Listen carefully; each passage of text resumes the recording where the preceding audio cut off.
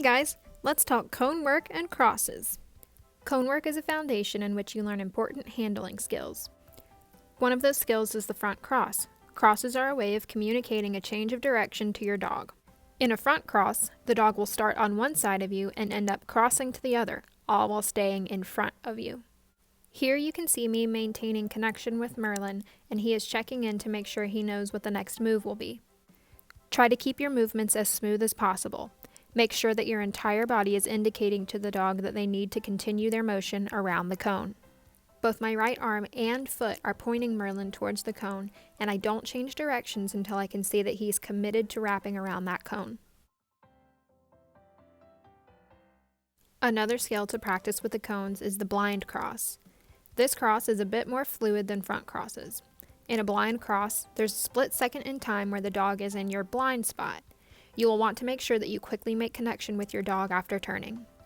Like the front cross, you will use your entire body to communicate the change of direction to the dog, but you will use your momentum to continue rotating and pick up the dog on the opposite side that they started on. Even in slow motion, you can see how quickly I'm turning to reconnect with Merlin as he comes around the cone. Watch here with my final step towards the cone. Even though I begin to turn my body, my motion is still pushing Merlin to commit to wrapping the cone, but I can indicate the turn early. Just like with the front cross, you can see Merlin looking closely for the next move. Keep in mind that even at full speed, your dog is looking to you for direction. Now let's take a look at some practical applications of these crosses and what they could look like on an agility course. Watch how I use a front cross to perform a wrap around this jump.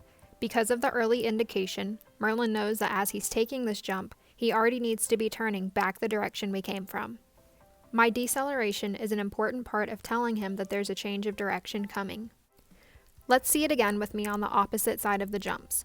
Again, as I'm sending Merlin around the jump, my body is communicating both commit to that jump, but make sure you turn. Just like with the cones, you can see as he comes around the jump, he's looking to connect with me again so that he knows what to do next. Remember to reward your dog frequently as they master these skills. Now let's see how a blind cross works out in a simulated course. I start with Merlin on my right, but you can see how fluidly the blind cross allows me to pick him up on my left between the second and third jumps. I make the reconnection with him quickly, and we have a nice smooth curve going through the remaining obstacles.